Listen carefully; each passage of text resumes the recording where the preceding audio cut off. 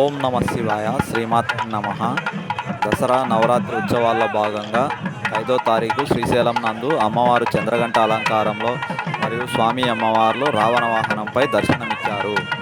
దసరా నవరాత్రి ఉత్సవాల్లో నవదుర్గలైనటువంటి 3వ దుర్గా రూపం చంద్రఘంట రూపం.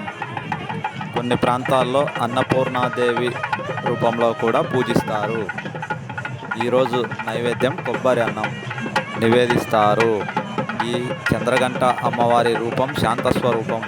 అమ్మవారి శిరస్సుపై ధరించిన అర్ధచంద్రుడు ఘంటాకృతిలో ఉండుటచే ఈ అమ్మవారికి చంద్రఘంట అనే పేరు వచ్చింది. ఈమె తన 10 చేతులతో ఖడ్గం, గద, ధనస్సు, బాణం, మున్నగు అస్త్రాలను ధరించి సింహవాహిని అయి ఉంటుంది. ఈ అమ్మవారు సమర సన్నాహి అయి యుద్ధముద్రలో ఉంటుంది.